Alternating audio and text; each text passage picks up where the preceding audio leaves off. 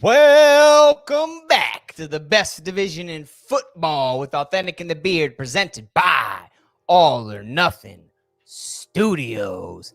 Thanks for tuning in tonight for our Thursday preview show. Very special show tonight. We're bringing on some special guests. Looking forward to these NFC East games. The Beard let me know earlier, all the NFC East teams are traveling this weekend. So it should be a tough challenge for us. We haven't had a lot of out-of-division wins. I'm looking for 4 of them this weekend. It's your boy, Scotty Boomz. Thanks for tuning in. We got 3 NFC East games to preview. We're not going to touch on Dallas because no one cares about Dallas. Let's bring in the Awthentik and the Beard.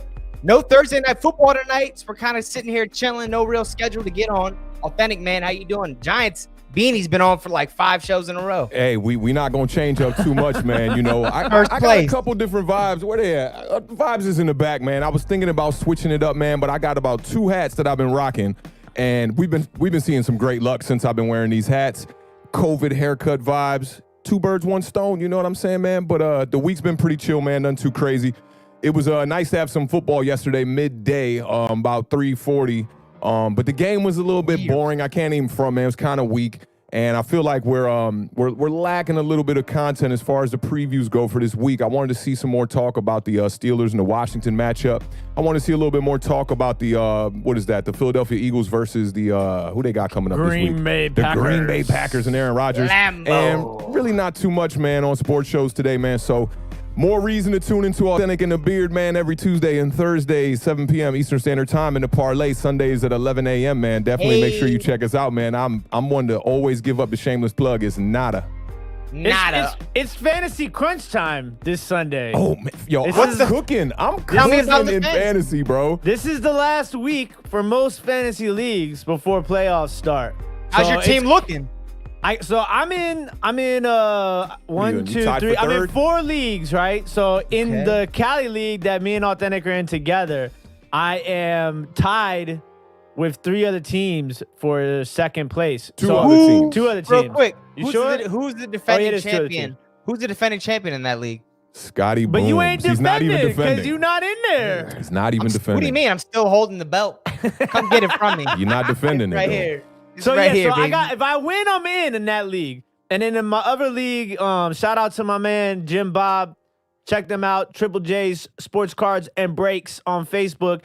He runs a league, and I'm in that league, and I am 8-4 in that league. So I'm sitting tied I'm in second place by myself, I believe. This dude's always got like 5, 6 fantasy teams. And then Troy's you know, when you league. watch the games, it's like, I like see him react, and he's like, I'm like, bro, what you tripping off of? He's like, he's on my fantasy team for every player, bro. Every player, man. And it's like 3-4 years straight, I swear to God. And I mentioned on Tuesday how we can't take his word as scripture because he has the cards, but he also has fantasy too. So really, anything the Beard says on here, you really got to take it with the biggest grain of salt you can fit in your mouth. Nah, but the good side of that is I'm well versed on basically 96% of the league. All we're saying is your bias outweighs your knowledge. Nah, I ain't biased. I'm all about the dollars. You know what I'm saying? I feel you. Hey, but in that Cali fantasy league, I started off 0-4 and 8 straight. Tell them who's in first place, the Beard. Awthentik. 8 straight? Yeah, 8 Patrick Mahomes and straight. Tyreek Hill stack on his squad. Hey, How did you lose the first 4? Man, I guess too busy with the podcast starting off. Production was kind of crazy. These graphics, stressful. these beats. It was stressful. getting wild, bro. Yeah, I hear you. Okay. I realized somebody just released Mecole Hardman in our league as well, too. So let me tell you, not only do I got Tyreek Hill and Patrick Mahomes, I got Sammy Watkins and I got Mecole Hardman now. So I'm just like, I'm relying on the Chiefs, bro. I'm going to keep it 100. If the Chiefs win, get to this Super Bowl, man, I'm going to probably be, hoisting me a fantasy trophy this year for sure. I'm not mad at you. I'm going to say some hellos to the people in the chat. Make sure y'all hit that thumbs up while y'all here, por favor, because that, shoots the stream out to the masses on the YouTubes. Oh, I like that little Spanish vibe.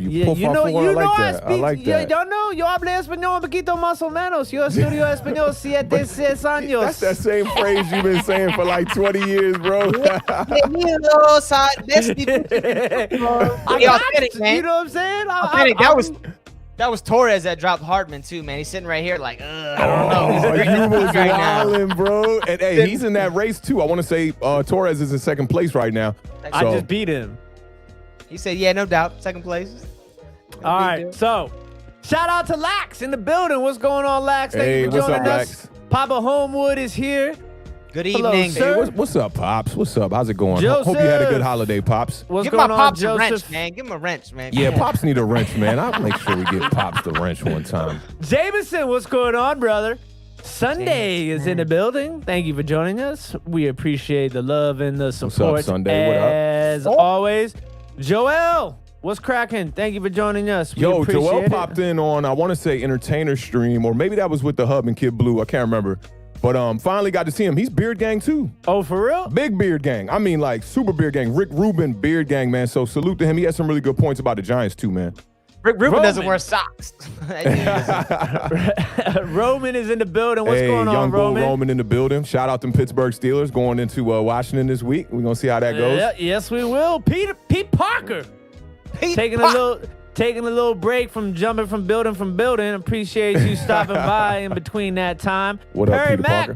Perry Mack Hey, in the Perry building. Mack, faithful. Giants Nation in the building one time. We got a little surprise for y'all speaking on Giants Nation. Touchdown is here They for know, sure. they know. If you know, you know. If you what's know, going you on. know.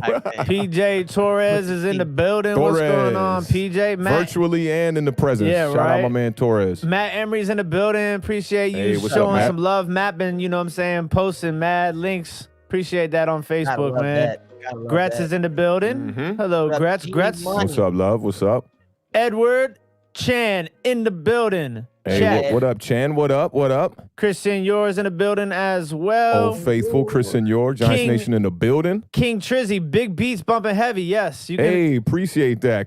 King Trizzy. I like that, and I'm digging that logo too, bro. David is in the building. We do recommend you listen to the podcast in your car with your 20s in the back as loud as they Yeah. can go. Get them subs thumping. Get them subs thumping. I'm going to give you some raw hip hop. I'm going to give you some thumping hip hop, you know, a little subs, some 808s. What you want? What they want, Scotty? I Oh, want it authentic. That's what I want. Just keep it authentic, right? Raise the bar on these. so Yes, yeah, sir. and shout out to everybody that I didn't get a chance to, but we gonna get cracking. I'm gonna say hello to everybody periodically throughout the stream. I see so many people in here, but we got some guests, so we're gonna get this show cranking. All Hey, right, let's get it. Let's get it. Let's get it. So, unfortunately, we do. This is NFC East podcast. You guys know that. We got to talk about the Philadelphia Eagles. They are traveling to Lambeau Field, Green Bay, Wisconsin, to take on the Packers. Eagles are coming in 3-7-1. Packers are sitting 8-3 in first place. They're 8.5-point favorite coming in. Eagles coming off that loss to Seattle. Philadelphia's offensive struggles have continued. They've scored 17 points or less in 3 straight games. First time they've done that since 2016. Flip side, Packers have been dominant at Lambeau Field since Matt LaFleur has taken over as head coach. 11-2, and their only home loss in 2019 was ironically against the Philadelphia Eagles. Probably doesn't mean much the way Philly's playing right now.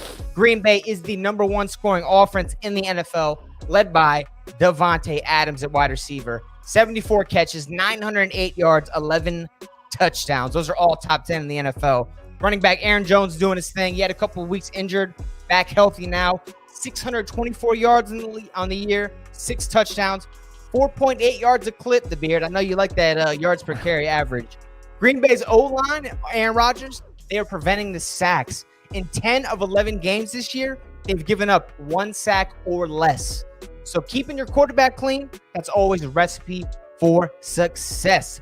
The Beard, this is a question for you about the Eagles, coaching and quarterback in particular. If the Eagles stay with Carson Wentz, show no improvement in these last 5 weeks, and your GM, are you firing Doug Peterson? Serious question, bro. Serious question, bro.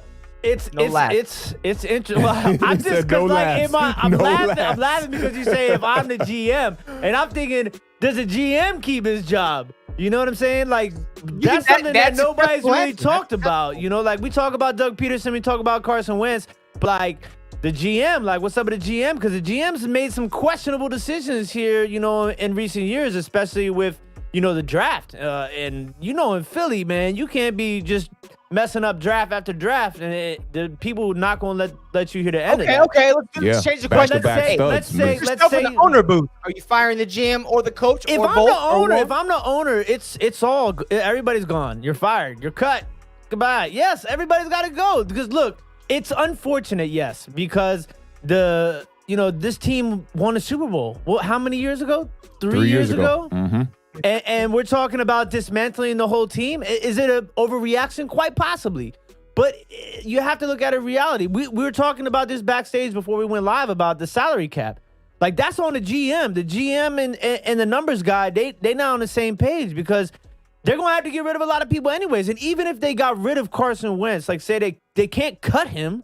Right. The cap hit is insane. So it's like, if I was them, yes. This is the thing is like, you would hope they're in a tough situation like how Washington is because nobody's eliminated yet. Like typically this season, if you were at this 3-7-1, you'd be looking at Jalen Hurts already to see what you have in the bag. You know what I'm saying? I would much rather be a GM or a coach of Washington just based on cap situation, which we talked about off stage with our guests who are going to be here very shortly. But Washington's got a lot of maneuver room. Philly has zero. They have negative room. They got to make hard decisions right now. If they don't see 5 weeks, I mean, Awthentik, I want to put you in the owner situation, fire or not fire. At the same time, though, we'll talk about the Packers, but give me the Philly situation. How do you feel about that? I mean, I would have already been down on the field probably 2 weeks ago, and I would have fired the coach. I would have been on the field. Jerry Jones. Because you know when you see him on the field, trouble's on the way, for sure. Not good. I would have been on the field, arms crossed, mugging, getting ready to fire a bunch of people. And whoever would come in an interim coach, I would probably bring in the backup quarterback. I mean, Carson Wentz has been having a terrible year. 15 interceptions is last in the NFL. He's been sacked 46 times. That's last in the NFL. He has 7 straight games without completing over 60% of his passes. Along with that, the Eagles lead the league in drops. It's just a recipe for disaster at this point. And I don't think Carson Wentz is cooked. I've been talking about this. I agree with a lot of people that are saying maybe Frank Reich could bring him in with the Colts, in some kind of trade. Maybe the Eagles could get, I was thinking Jacoby Brissett, but his contract is up this year. So Colts would have to give away somebody. But you were saying this too, Scotty. You were saying maybe the Eagles got to give up more because the Colts would be taking upon that contract. Like the John Wall deal. You're a Carson Wentz apologist, Awthentik. I think you're giving too much credit to how bad the Eagles are around him as opposed to how bad he's been. He hasn't been good, man. you tell me this, you look at that last game. He's the only one out there making plays. If you look at the box score and look at the numbers from the wide receivers, it was terrible. And we can't not account for what the coaching is doing here. I'm going to skip and go ahead to this, right? Travis Fulgham. Real quick before you go. I hate when Awthentik does this. Because when he's doing this, he's about to pull numbers on you. Oh, I'm about to get him. I'm about to get him. Because look, this is what it is. You got to understand, Travis Fulgham was a standout for a second there, okay? There was like maybe 4 or 5 weeks, I want to say. Let's see, 1, 2, 3, 4, 5. There was 5 weeks where he stood out that Alshon Jeffrey did not play in a game, okay? So against the 49ers is when they figured it out pretty much in his first game. He gets 2 catches, 57 yards. He comes back against the Steelers, 10 catches for 152 yards. The Ravens, 6 for 75 yards. All those games he had a touchdown in. Against the Giants, he had 5 catches for 73 yards, no touchdown. Cowboys, he had 6 catches for 78 yards and a touchdown, okay?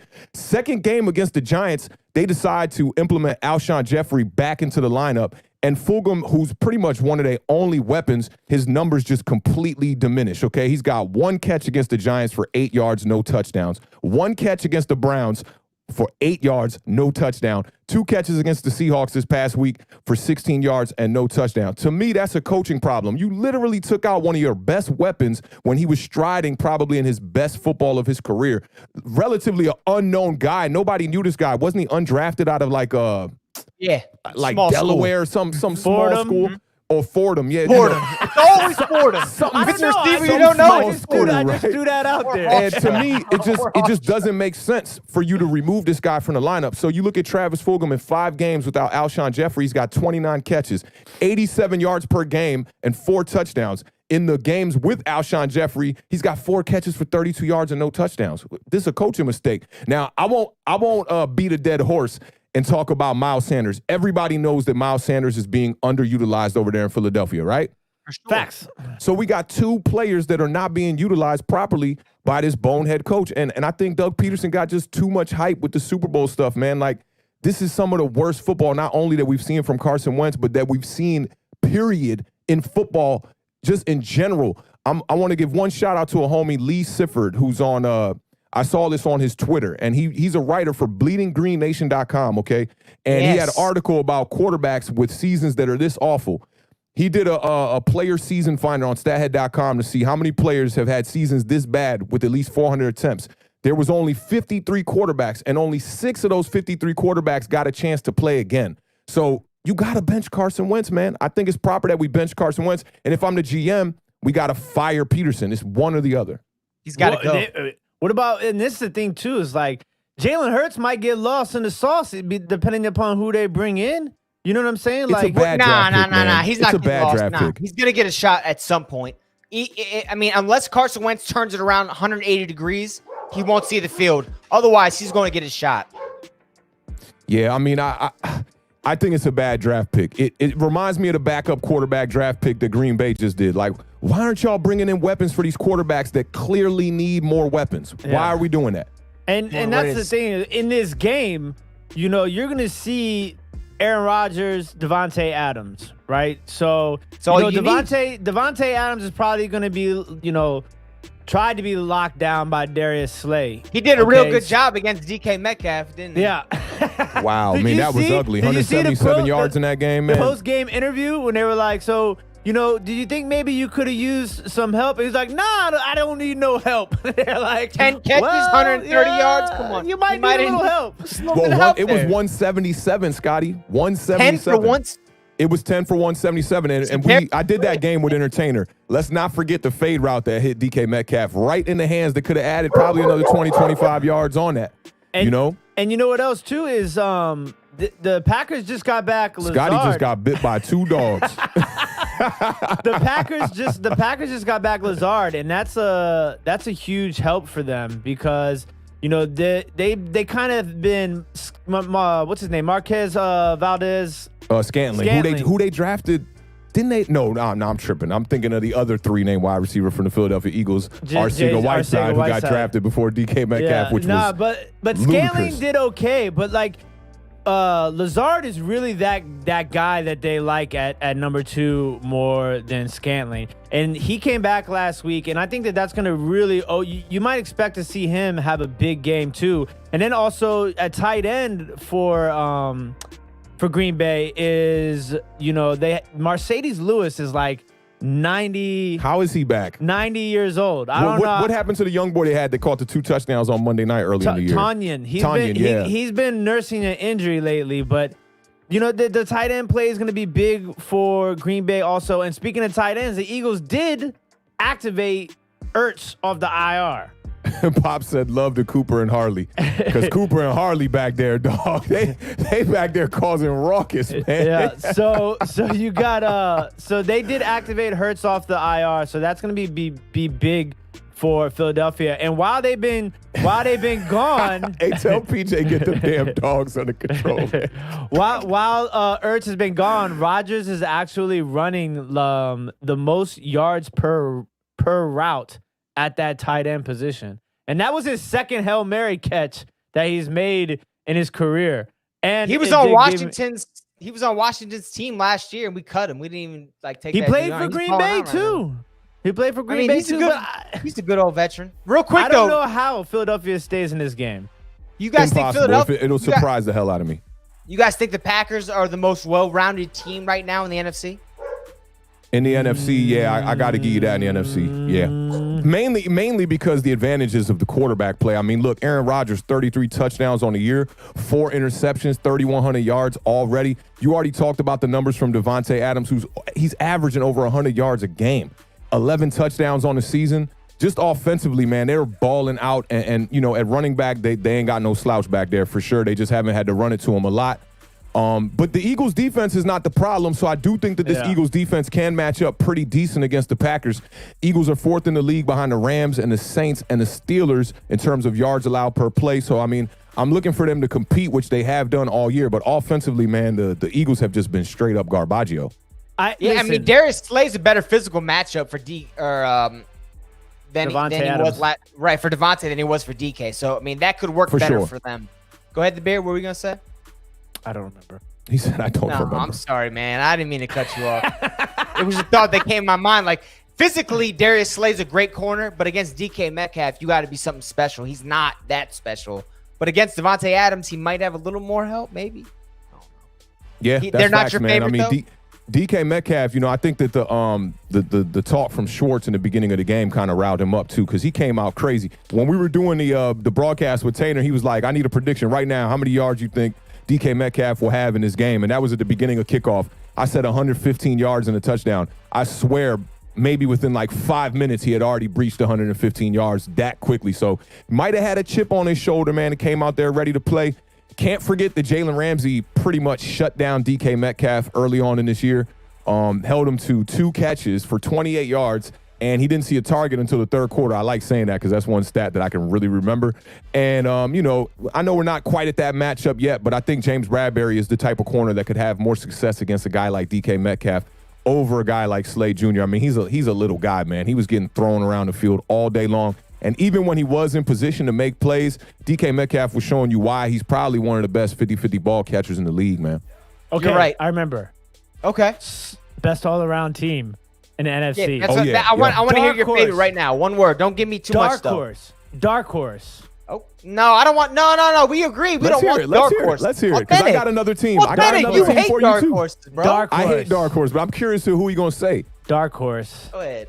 Entertainer says Saints, but that's who I was going to say. I was going to say the Saints because that defense is coming in fire. Saints are my non-dark horse. My non-dark horse. My dark horse is the Los Angeles Rams.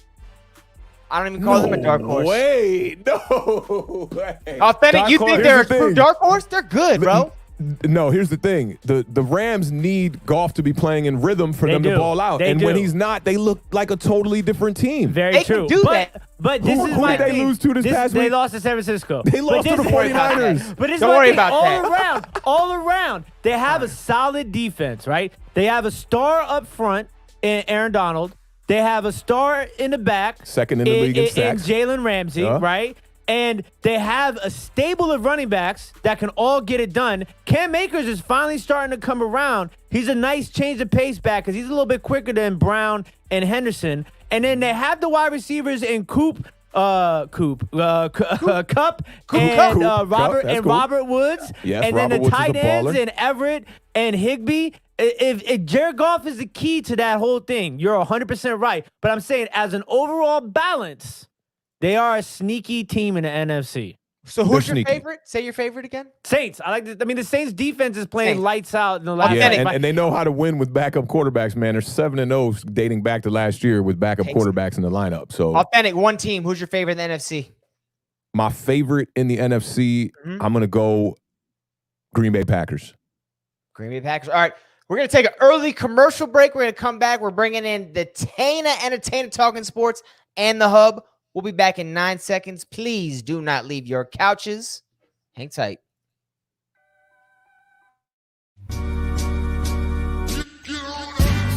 Your wide receiver on IR? Aw, shucks. Your running back keep fumbling every week? Man, damn it all. Well, come chop it up with your boys. We are waiver wire tight. Awthentik and the Beard. Every Sunday morning, streaming live at 11 a.m.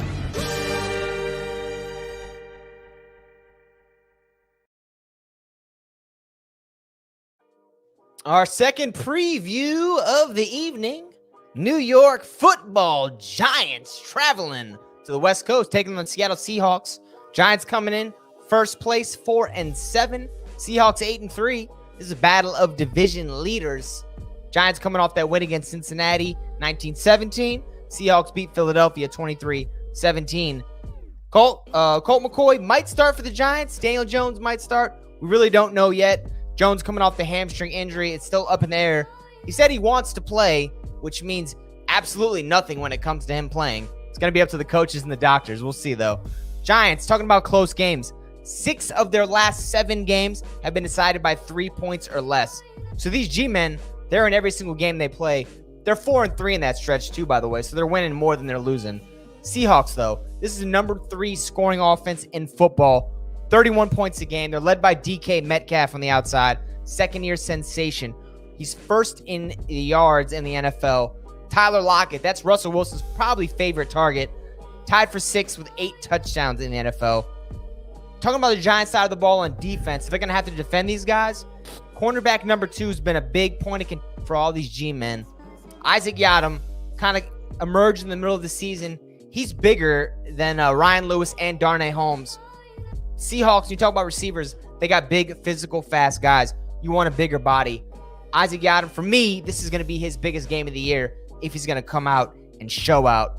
Let's go ahead and bring in our guest. We got Awthentik. We got the beard. We also got to present to you the Entertainah Talkin Sports and the Hub and Kid Blue. I brought some friends, man. I heard we're playing pickup. What's going on, guys? What's going on? Yeah. What's going on, guys? You guys already know Entertainah Talkin Sports. You guys watch him. He's on pretty much every day, some live or some pre-recorded video. Kid Blue and the Hub. You got to check these guys out. They alternate on their channels. 9:30 is when they usually go live. They usually bring people into, and they get into the analytics. They get into the numbers, the small stuff. I love their shows personally. I'm not a Giants fan, but I appreciate the effort they put in. Welcome in, guys. Thanks for tuning in tonight and bringing in the love. Thanks for having me on, guys. Always love working with you guys. And, excited to jump into the matchup. Yeah, man. Let's get it. Let's get this quick question. I'm going to go ahead and shoot this. I want all my G-Men fans around here to just kind of round table this for me. We know you guys, Patrick Graham right now, we can all say he's doing more with less. The sum of their parts, maybe not Pro Bowl talent, but he's making this a top 10, arguably a top 5 unit. Coming up this Sunday, Russell Wilson, the Seahawks, explosive offense. Do you want to see a blitz-heavy type defense, or do you want them to sit back and hope this front four, which has been amazing this year, get pressure without having to bring the extra numbers? We'll start with Entertainah. I think the key term for me is selectively aggressive. I think the Giants are going to have to pick their spots, but I don't think they could be overly aggressive because, like you said, this is by far the most explosive offense I think we've gone up against all year in Seattle. Their defense is really good. Now, their offense rather is really good. And the weakness to this offense is the offensive line. They've surrendered the 4th most sacks in football. So the Giants have to come out with a good game plan. They have to try to confuse Russell Wilson and the offense in order to get pressure, but I don't think they can be overly aggressive because if they are, like you said, with Isaac Yiadom on the other side, even though he's been playing pretty well, he's probably going to get burnt. You can't leave him out on an island going up against these wide receivers. They're too talented. Russell Wilson is too good of a deep ball thrower. I think the Giants got to let him go 20-20. They got to hold strong in the red zone where they've been good all year. They got to come up with some turnovers where they're good as well. I think they have the 4th most created turnovers in football, but it's not going to be easy. Where Seattle loses their games, they turn the football over. They've turned the football over 10 times in their 3 losses. They've only turned it over 4 times in their 8 wins. So they've turned it over. That's insane. That's an insane disparity. So they have to be able to create pressure, but without blitzing so much. I don't think they could be – they have to outsmart them, but I don't think they could be all gung-ho and, sending out all-out blitzes because Russell Wilson will make them pay. Yeah, well, Russell Wilson had that bad stretch. Just 3 weeks in a row, he had 10 turnovers total. The Hub, the last 2 weeks, Russell Wilson's been clean. He's got 0 turnovers. Not incidentally, Seahawks are 2-0. How do you want to see the Giants defense approach them this weekend? I would love for us to not blitz because the entire year we haven't been a blitzing team. I mean, the Giants right now are right middle of the pack. I don't got time to count it. I'm using Pro Football Reference, by the way. That's what I go off of. We're right middle of the pack in terms of blitz percentage. Yet somehow, some way, without number 1 edge rushers, and Kyler Fackrell, who was our number 1 guy, just went on IR. He was our number 1 guy because of injuries, and now we have even more injuries at that position. But even without that, the Giants are number 1 in the league right now in quarterback knockdowns. We're 10th in the league in sacks, and in terms of pressures, we're 7th in the league there as well. So I don't need to have, and by the way, I don't need to have the team blitzing that much. You know what I'm saying? I'm going to be fine if we just get the pressure normally. I don't think we could afford to blitz out of the way just because we're lacking those people out on the edge. It's true. Kid Blue, man, you got the dopest background, bro. I love everything going on. It looks like a real true studio. I'm still working on it. Still working on the background and stuff like that. But I completely agree with what Tana and the Hub said. If there's one thing that Giants fans really learned in the past few years with James Betcher is that you don't always go aggressive, especially against experienced quarterbacks.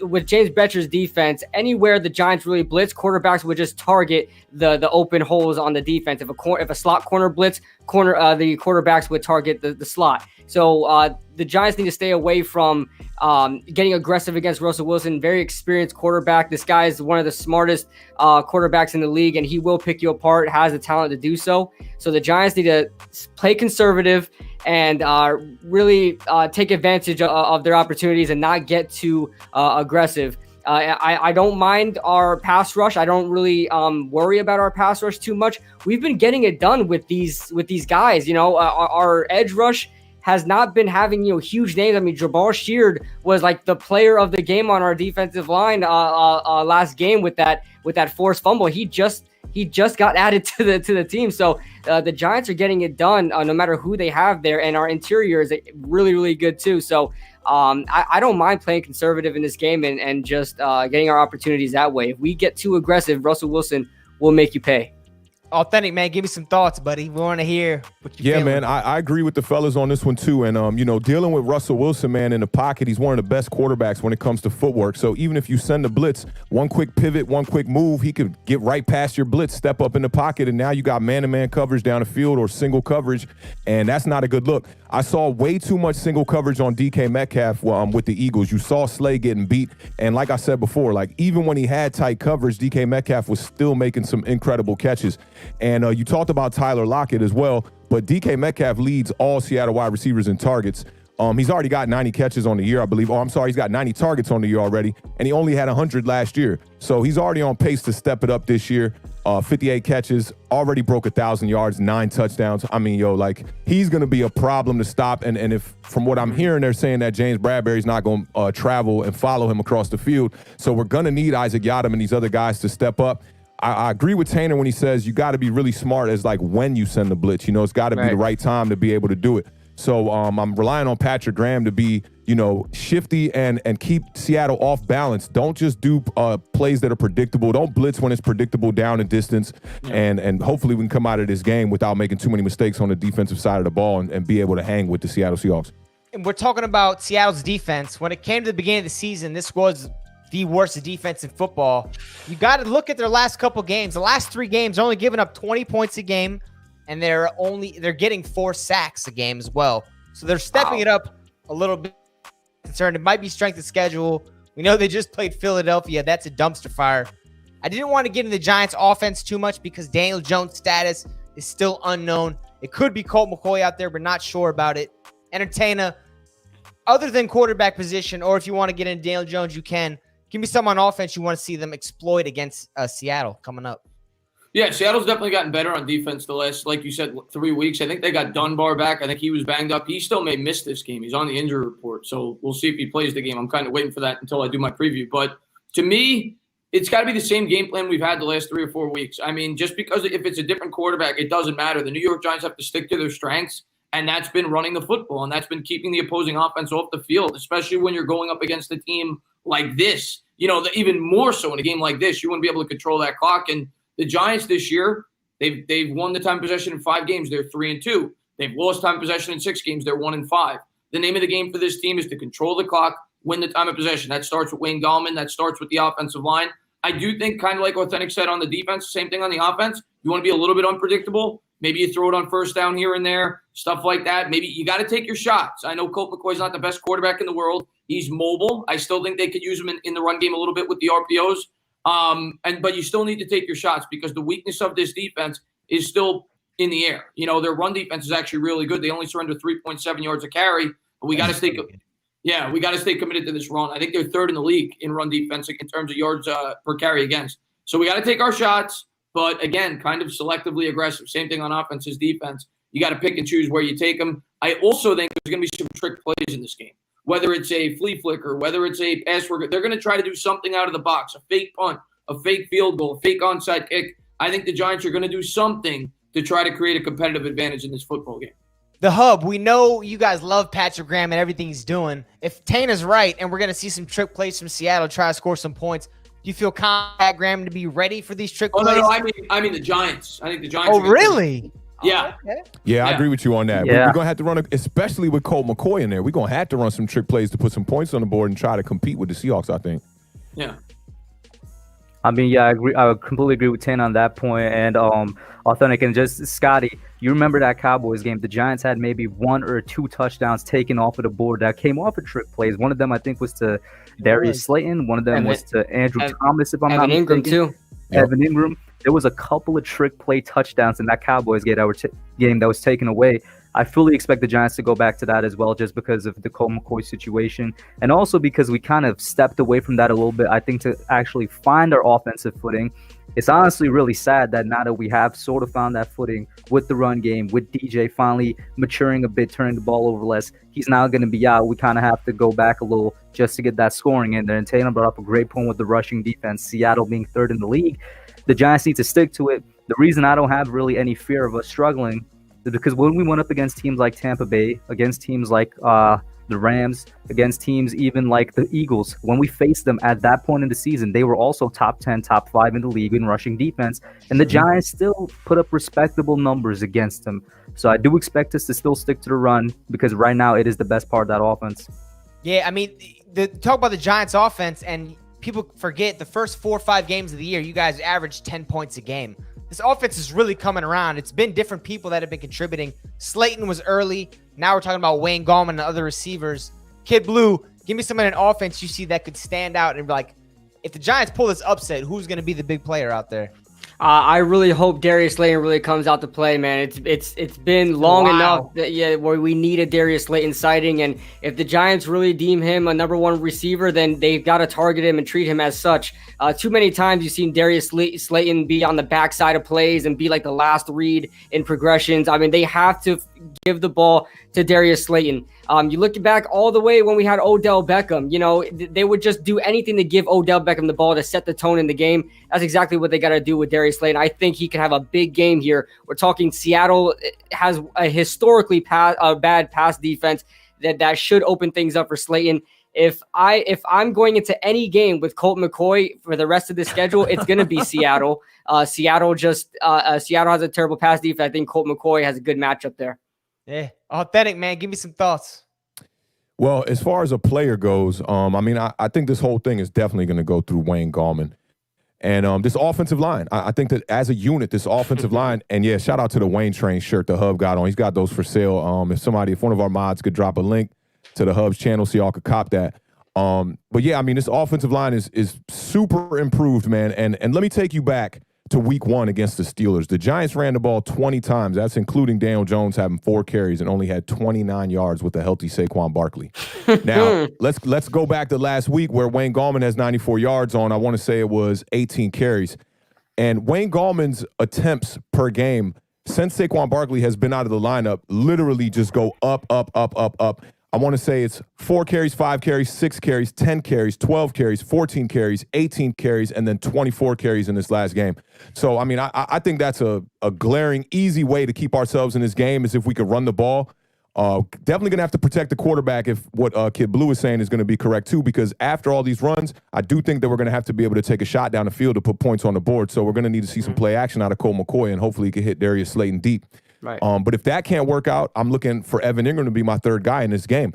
We know a tight end can be a quarterback's best friend. And even though Evan Ingram has some bonehead critical drops this year, he's got some spectacular plays. I mean, you go back to this last game against the Bengals, his 2 catches pretty much give us our points in that game. The first drive gets us down to the 4-yard line. Then you get the fade route, one-on-one, 50-50 ball. Did his best DK Metcalf impersonation there and made a great catch in traffic. And when I saw that live, I thought it was golden tape because that seemed like a very veteran-savvy type catch. So I'm looking to see a really good game out of Evan Ingram. I don't think it'll be balanced. I think one of these guys is really going to shine between Evan Ingram or Wayne Gallman. Wayne Gallman just didn't get to the 100-yard mark that the Beard called last week. We were super close, 6 yards away. Off, 6 yards off. Very close. Hopefully that can happen. And this offensive line, I just really like what I'm seeing out of this offensive line. Nick Gates been balling out. Andrew Thomas throws somebody on the ground last week. He doesn't even celebrate. It's just a simple play for him. So get these guys their flowers while you can. We're not talking Eric Flowers. Right. What does that mean? What are you talking about? Give him a flower. Giants fans know what that means. Sure I you know don't y'all mean Washington Cam fans, when Flowers? he moved to guard, y'all thought he was a balled out beast for us, player at man. guard. We got He him on balled a out, great. but Yeah, we got him on a good deal.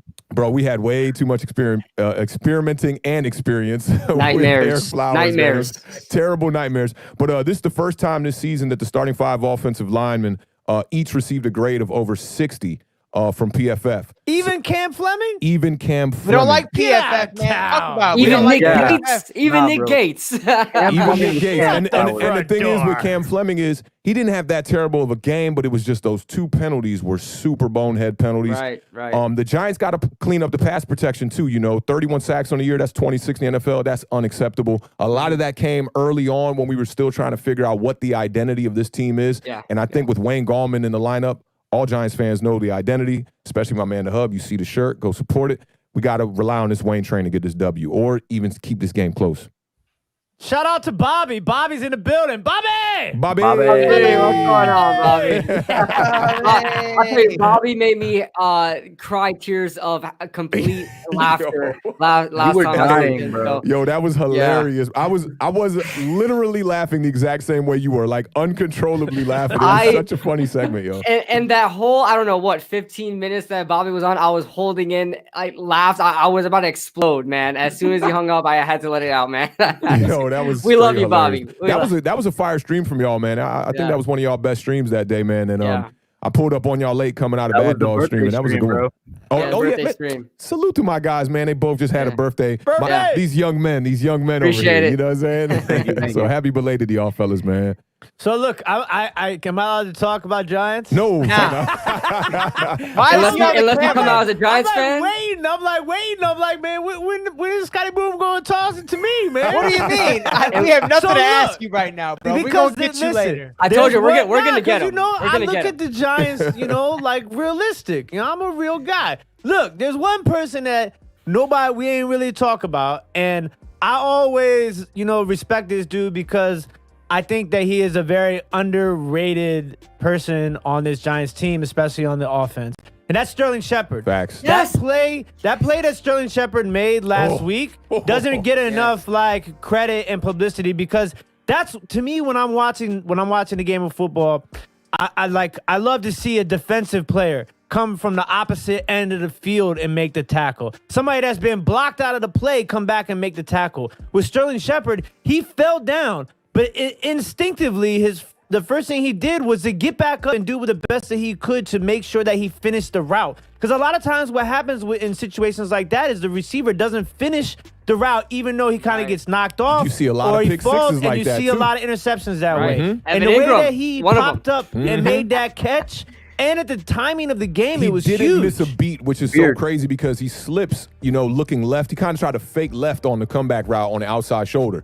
He fakes inside and he falls and has the whereabout to just turn around so quickly and get his hands up. He was pretty much on the ground when he makes the catch, man. And that's a pro football type of catch, like straight up. And it doesn't get enough credit. You're not going to see that on no top 10 countdowns of the best catches of the week or none of that. But that's the kind of play that literally saves your quarterback there from a pick six, to be honest. And so I really think that, he might not be the one that has the crazy big game, right? He might not have the 100 yards, the 10 catches, or the 2 touchdowns, like either one of those.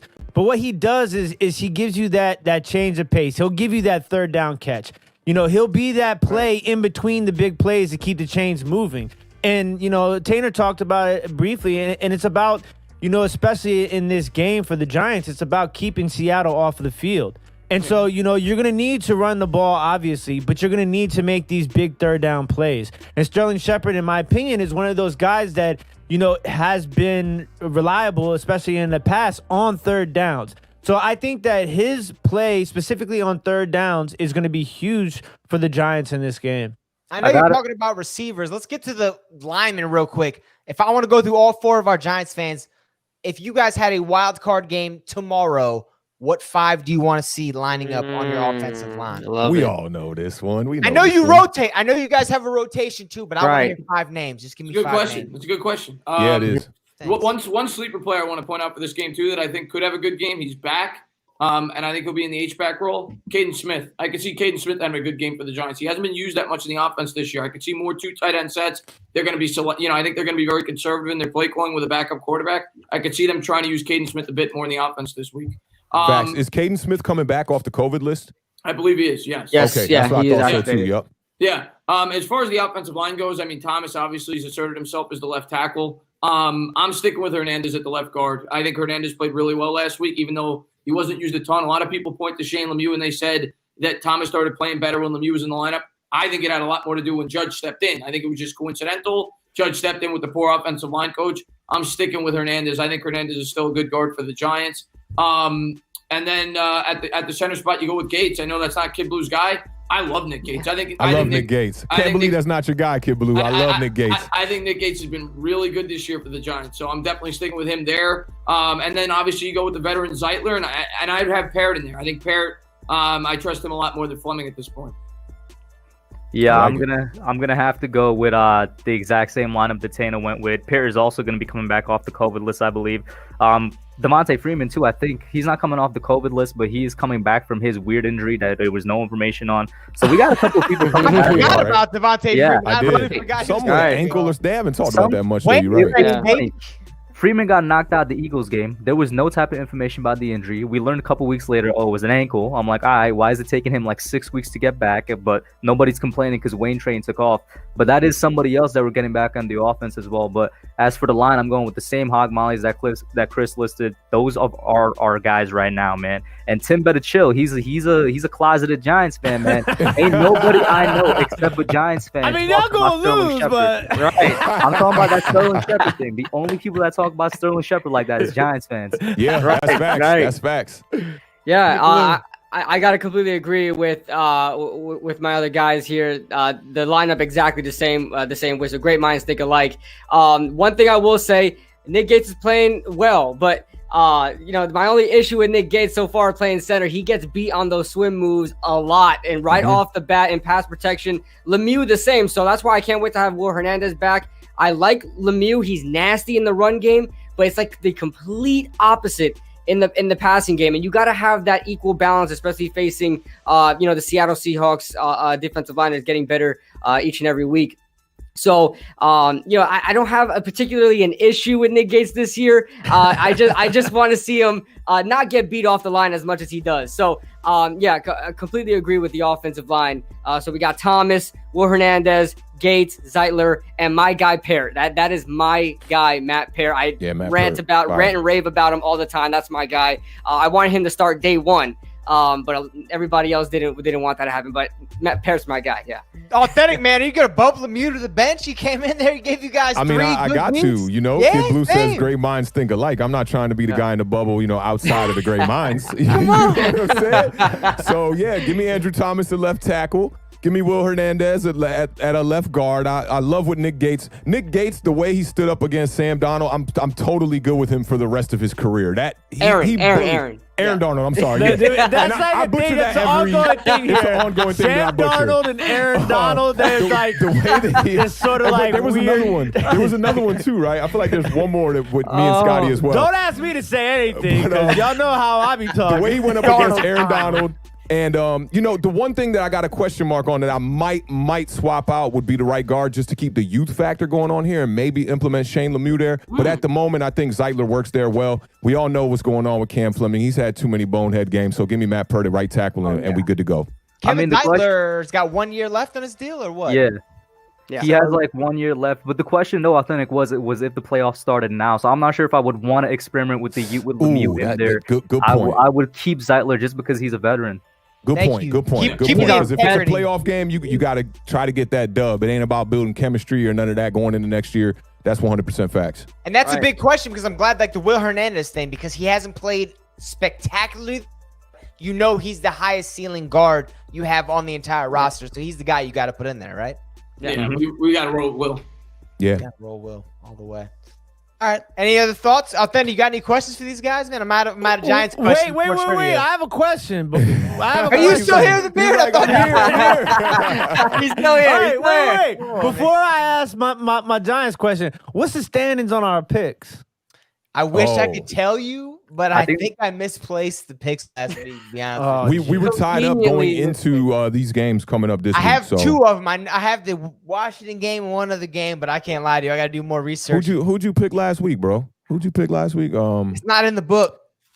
It's not the in Giants. The book. I definitely picked the Giants against the Bengals. I picked the Giants. I picked the football team. And we picked you guys the Seahawks. You guys all picked Seattle. Seattle was unanimous. You guys picked Washington. Giants. Yeah, we're tied. We're still tied. We're still tied. We'll get back to it. I just want to make sure, sorry, man. my lead just He's disappears. trying to find something you could win because I'm about to dominate in fantasy. All right. So quick rapid fire from the beard. All right. Rapid fire for the beard. Rapid fire for the beard. That never happened. Not rapid fire on the beard, because that's not good. We got it. This thing could be highly flammable at times. You know what I'm saying? When I got the oils going on and everything. All right. So does Daniel Jones or Colt McCoy play quarterback on Sunday? Tana. Colt McCoy. No, I don't even think it's a debate. Colt McCoy. Even if DJ is healthy, I'm still playing McCoy just to rest him. Now, Colt McCoy. They're blue. All the media sources are blue balling us right now, but it's going to be Colt McCoy. Y'all putting the pressure on me. Authentic. Say Daniel Jones, please. Say Daniel Jones because it might happen, please. I know, right? Bad Dog just put out that video this morning, quoting some stuff Daniel Jones was saying. Right. I feel good. I want to play. Before you talk about that, let me throw this in. Where does Joe Judge come from? Who did he learn from? He learned from the best. What is Bill Belichick notorious for doing? Not talking. Playing with the injury report, right? Truth.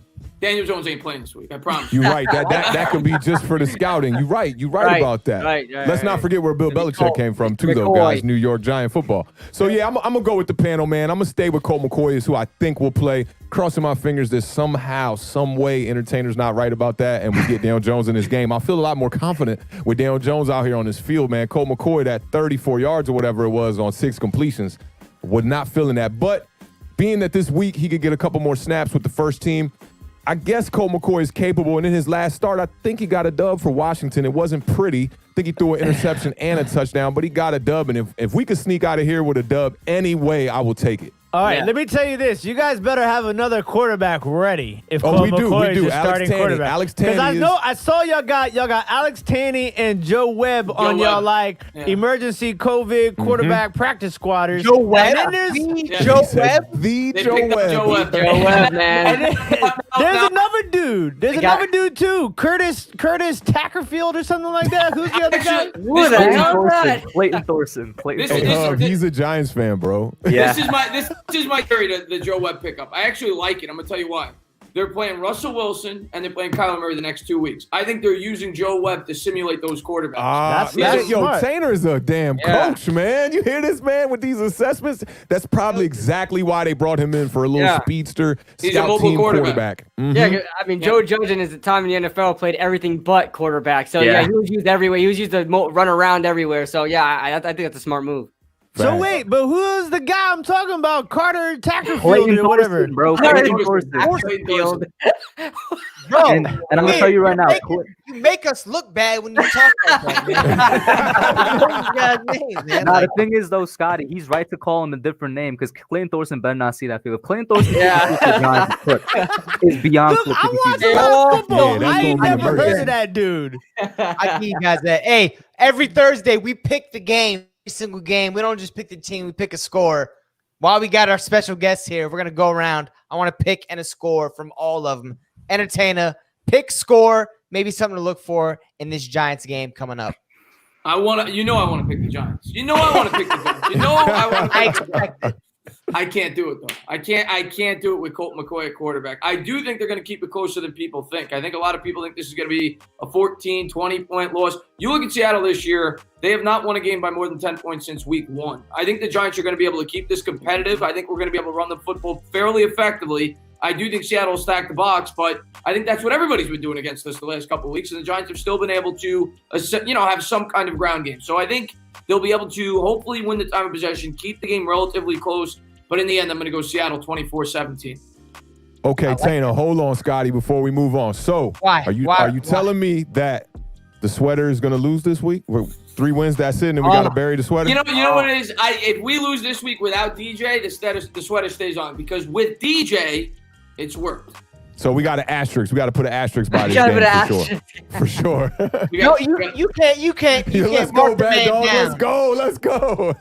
Let's go. All right, the hub. Give me a pick, score, something to look for, man. I'm writing these down, by the way, boys. So no. I gotta roll the same pick. I gotta go Seattle. Listen, I agree with Tana. It's gonna be a lot closer than people think. Here's what's so crazy. I've been comparing the Seattle game even before DJ went down to our Cowboys game week 5 because they're very similar teams. At that time, Cowboys was by far the #1 offense in the NFL, and they had by far the worst defense in the NFL. Right now, Seattle is the definition of that team, and we kept it close with the Cowboys. We should have won against the Cowboys, and we had no real running game.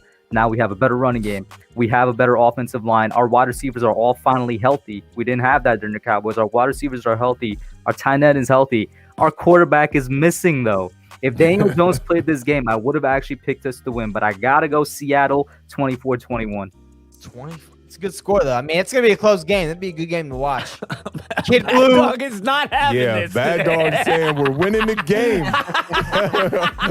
Let's go, Bad Dog. I would love it if we do, man. I'm all with him. I want to Kid have. Blue thinking about it. He's like, Yes, should I pick the I'm Giants? thinking about it. I'm in agreement with the hub. If Daniel Jones were to play this game, he was fully healthy. I'm picking the Giants. I know the whole the record difference is kind of large, but and it might sound biased, but I would have picked the Giants all the way. I have to go with Seattle in this game. The spread is at 10. I think it's going to be a lot closer than that. Tana mentioned it. Seattle hasn't won a game over 10 since week 1, right? So and it was against the Falcons. Right, exactly. So that being said, I think the Giants will keep it close here. I see like a 27-23 tie game. I think Colt McCoy gets some good throws in, and hopefully we can hit Slayton deep a couple of times, and the Giants continue to run hard. But I'll have to take Seattle on this one. But of course, we're gonna be rooting for our Giants to get the dub. Scotty, put an asterisk next to my prediction, bro. I said it's 24-21 if Colt McCoy plays. If Daniel Jones plays, it's 27-24. Right. If Daniel Jones plays, we're winning this game. 30-27. Yeah, 30-27. I can't predict hamstring injuries. I don't even know how to spell asterisks, so you're not getting that. Your number's punched in. Kid I Blue, can do that. I think appreciate I it. can spell asterisk. Hey, Kid Blue, what was your number again? I didn't get your score. I said 27-23. And the thing to look for would be Xavier McKinney. We haven't seen him use on that defense yet, and that means the Seahawks haven't been able to use him yet. I hasn't seen him yet on the defense. So it'll mix everything up if Xavier McKinney plays a decent amount of snaps, and throwing him out there with Jabril Peppers would completely mix things up along with Logan Ryan. So Xavier McKinney should be a guy to watch in this upcoming game as well. Awthentik, man, please tell me you're going with your boo. I mean, Bad Dog got me hype right now. I ain't gonna lie. When are you not? Come on, man. I see the comments. I see the comments. I see the comments. I see people hyping it up. I mean, you got to think about it. We just shut down the Bengals, the best that our defense could probably shut down any team, and they still put up 17 points on us. I'm going to go ahead and say 26-24 New York Giants. Thank you. That's really all I wanted to hear. Like, I'm shocked. We bringing everybody on here, Giants colors, Giants fans, and not one Giants pick. You said 24-21? 26-24 Giants. 26-24. The beard doesn't really matter, but we want to hear your opinion. Hey, he's a 50% Giants fan. We'll bring him over by the end of the season. I promise you that. He'll be here. He'll be here. All right. He's gonna pick your Giants, which is funny you say that, kid, because he's about to pick the Giants. Nah. Because look, listen, this game would be different if Daniel Jones was playing, right? But that doesn't necessarily translate to a win in my books. This is the week that's really going to show across the board the NFC East who's real and who's just along for the ride. Because we're all playing teams that have winning records. Some teams are playing first place teams. I mean, the craziest thing about this is that the Giants and the Seahawks is a battle of two first-place teams. Yeah, it sure is, you don't really think about it, but in reality, it is. And this is the thing, though, is that I think the Giants are the hottest team in the NFC East. It's just I don't like where you're going with this. I don't like where you're going with this. It's bad timing, you know what I'm saying? The score is going to be 28-21 The New York Giants No field goal. will lose. How you trying to set y'all up? No Touchdowns. 3 touchdowns. Listen, Awthentik. Nah, but he did look, not Cole have- McCoy. I see Cole McCoy firsthand, man. Like, there was a He's not time. good. There was a time a long time ago when he was doing. What do they do? They do this. In Hook'em with the Texas, Horns. Texas Yeah. Hook'em Horns. They ain't no Notre Dame fighting Irish.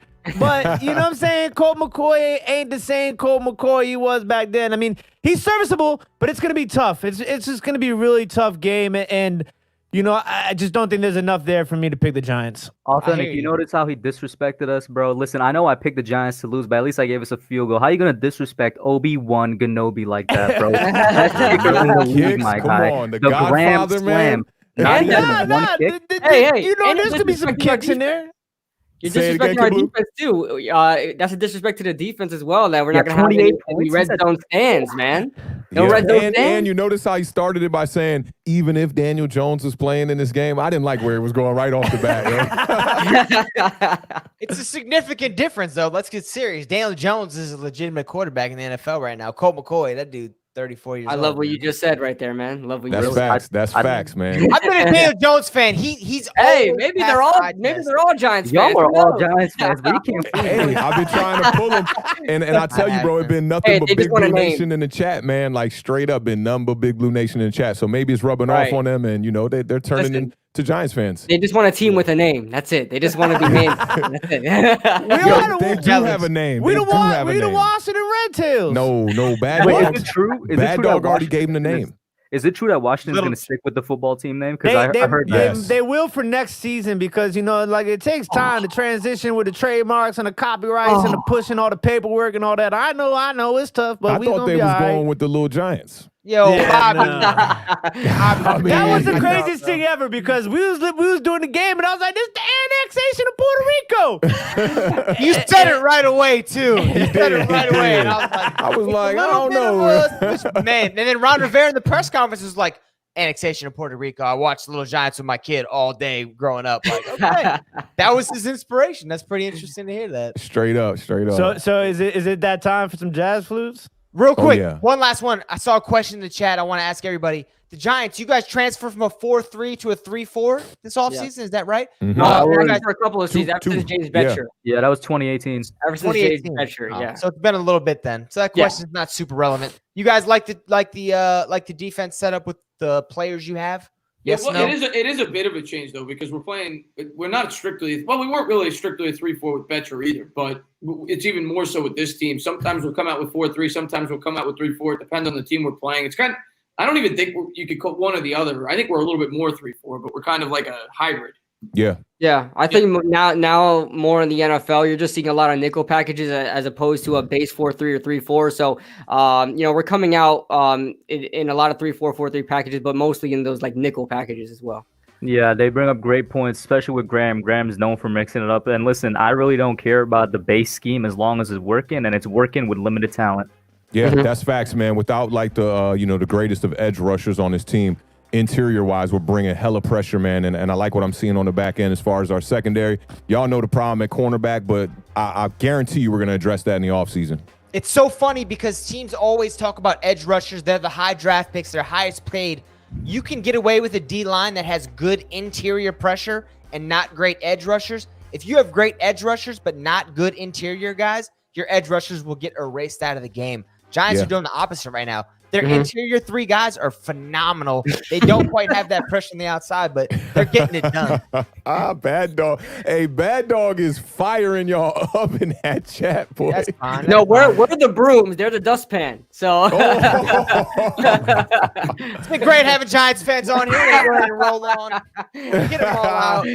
Hey, can we cue up some jazz flutes? Hey, we could cue up some jazz flutes. We are rolling deep. I love how this convo is going. It's flowing. It's the best time of Awthentik in the Beard. Yeah. With guest stars. Hub's gonna like, fail. damn it. I'm going to fail. Trivia time. I think I won this last time I was on. Hey, Entertainah. Entertainer, you sounded like the Beard, bro. He's not wrong. I'll be Does honest. anybody- For trivia. You guys have white piece of paper? Anybody got a piece of paper around you nearby that you can write on? Anybody? Is All that right, how we're gonna do? Kid We're gonna do Blue's got paper? If I can find my pen here, I thought my you I gotta prepared find a this writing utensil. utensil. All right. Well, I got my book right here to take my notes on. Tanner, you're gonna have to Sorry, rip a page out of the Bible in the nightstand, bro. So how we doing this, Scotty? I'm gonna ask a question. I'm gonna do a countdown. By the time I get to 0, you gotta have your answer focused on your camera. Okay, good luck over All right, here. hold on. Hold on. I gotta write something down too. Yep. So the answers are gonna be written down. These answers are all one word. They're very small, so you don't need a lot of space. Where's my good pen? Where's my good pen? I don't know. If you don't have a Tanner pen, might hey. really have to rip a page out of the Bible. Pen is good. Don't touch the Bible. You know what? You know what? I could text it and then I'll show you my text. Or Okay, if you that'll don't work, have a that'll paper work. and everyone else does, you can just say your answer and everyone else will hold Okay, theirs that's what we'll do. Awthentik, you got paper? Bang, perfect. Chris, you might have to just write it on your forehead and just keep I don't even know erasing. if y'all gonna be able to see this. We're gonna There's some take paper over there what in we're the gonna printer, do. too, I'm gonna on the ask side the of it. question. We're gonna Alright. take Tana's answer first because he's gonna be the verbal response, and then everyone else is gonna hold up their written response. That's how Okay. it's gonna go. I got 5 questions. All right.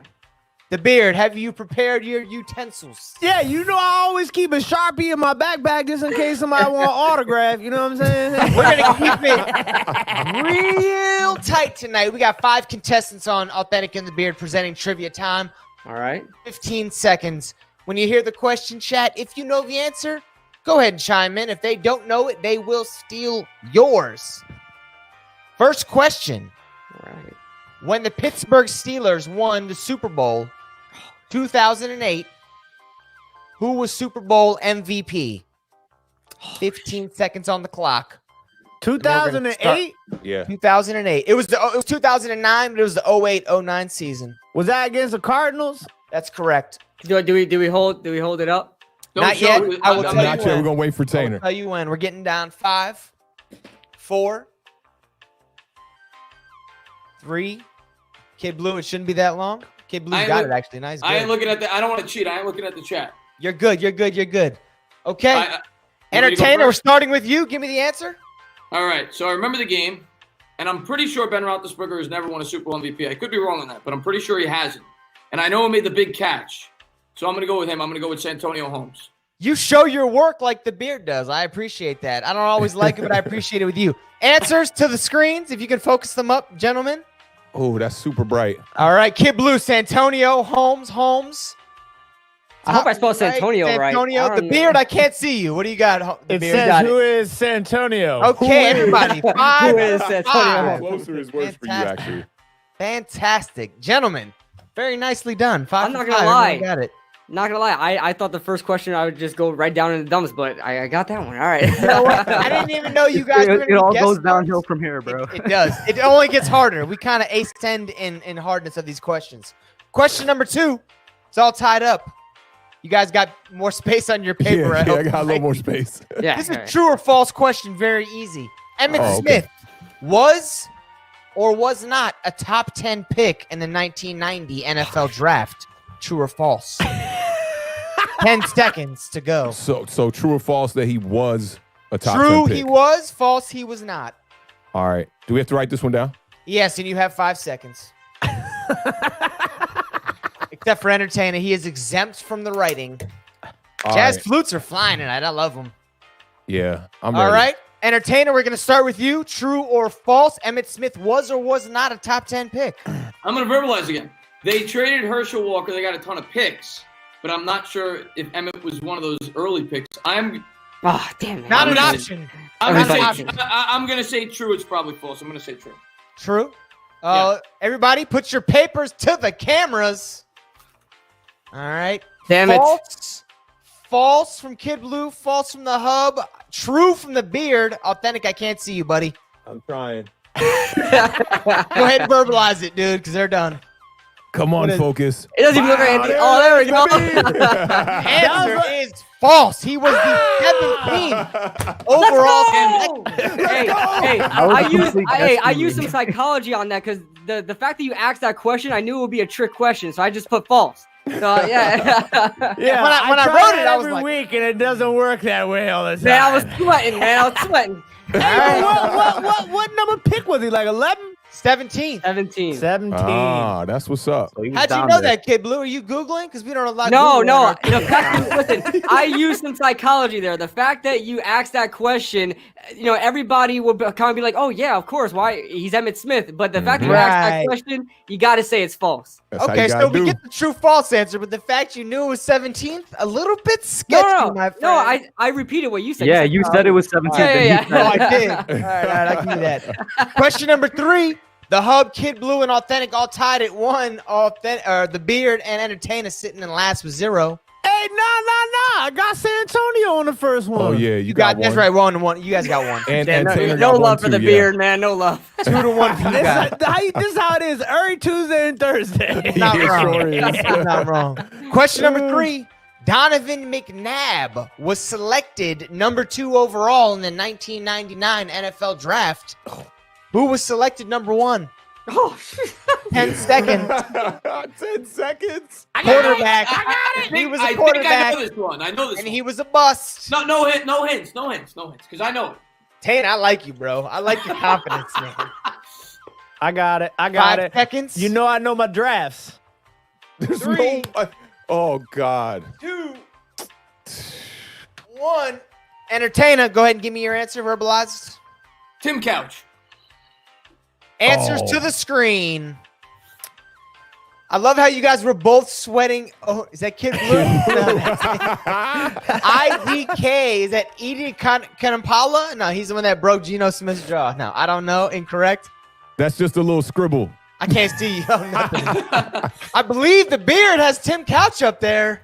Looks like Tim Yeah, Couch.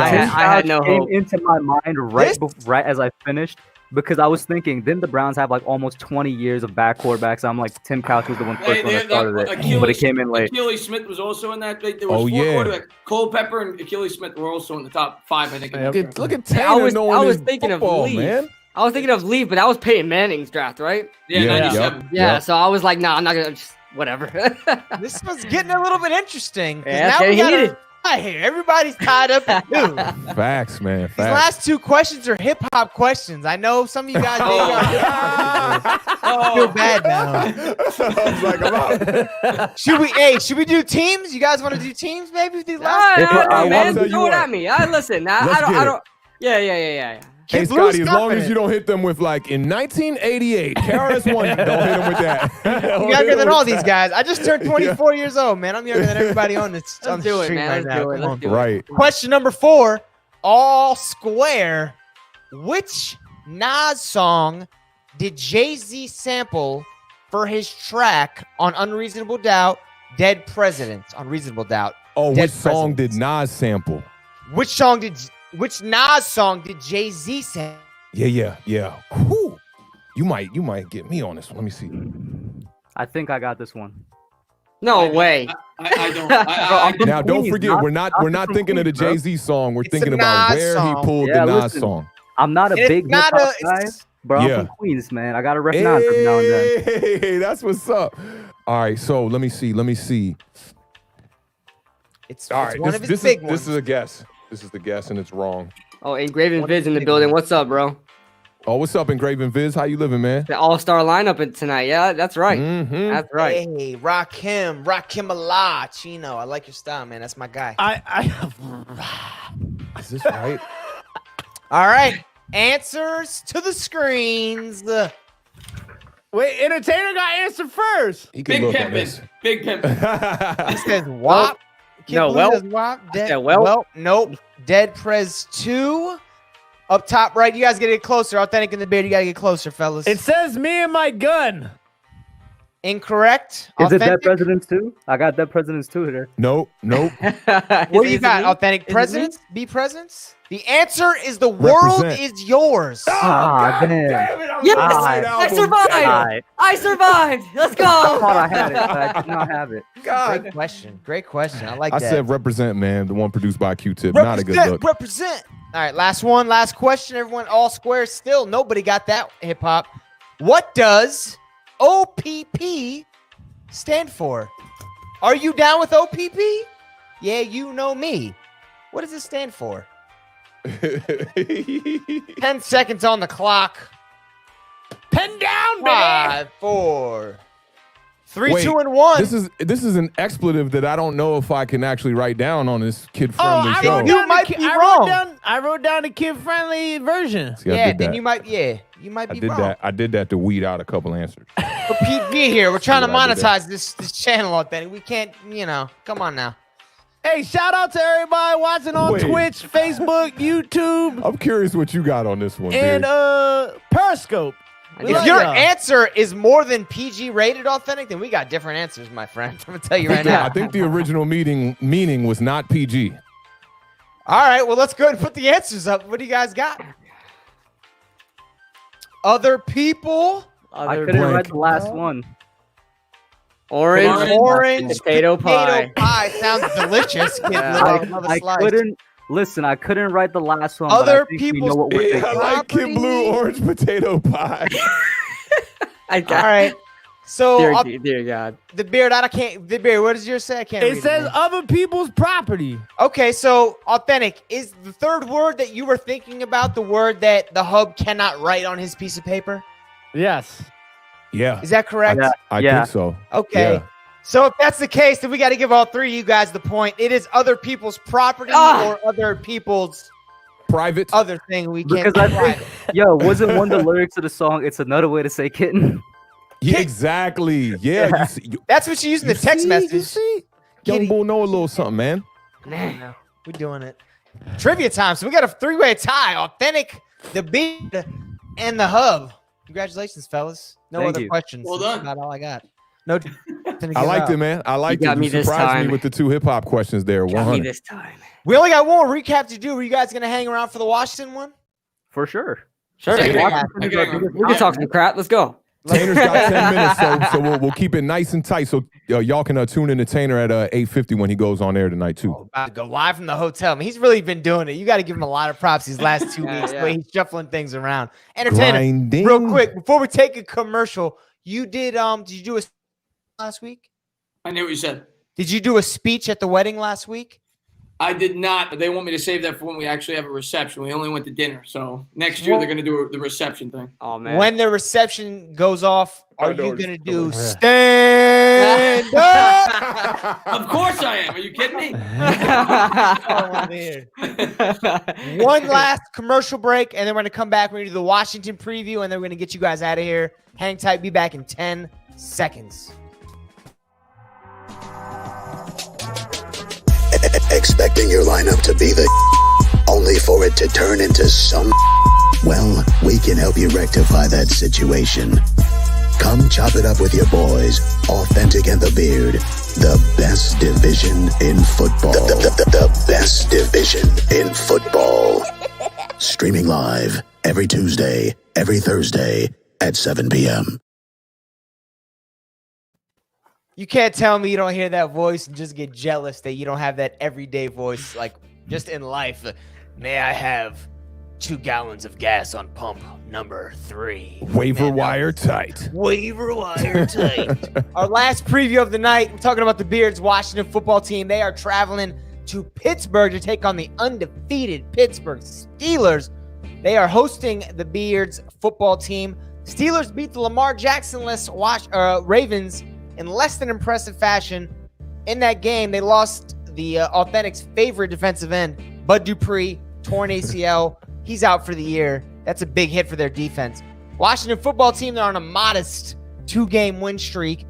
Antonio Gibson, his last 5 games, 402 yards, 8 touchdowns. He's averaging 5 yards a clip. So the rookie's really coming on strong. Terry McLaurin F1. We all know what this kid's been doing. Last 5 games, over 6 catches a game, 95 yards. So he's been pretty much unstoppable. This Pittsburgh defense is a different type of breed. We'll see how Washington comes out. It's been a 2-man band. I got to give a special shout out. Defensive tackle Tim Settle, alum of Virginia Tech. He was our 4th D tackle coming into the season. Matt Ioannidis was out for the year. He has 5 sacks on the year. Limited snaps, only on 3rd down opportunities. He's making the most of them. This kid's going to get paid, and he makes it more flexible for Washington on their D-line as far as who gets extended, how much money is going to go that way. The Beard, we know Gibson's the man in Washington's backfield. He's been balling out for 5 weeks now, 6 weeks, really the whole season. As far as his backup's concerned, Peyton Barber got most of the snaps last week. He looked good. J.D. McKissick has been the main guy most of the year. Who do you want to see spelling Gibson most for the last 5 games, and especially this weekend against Pittsburgh? Excuse me. I'm going to have to go with McKissick just because of the flexibility to catch out of the backfield.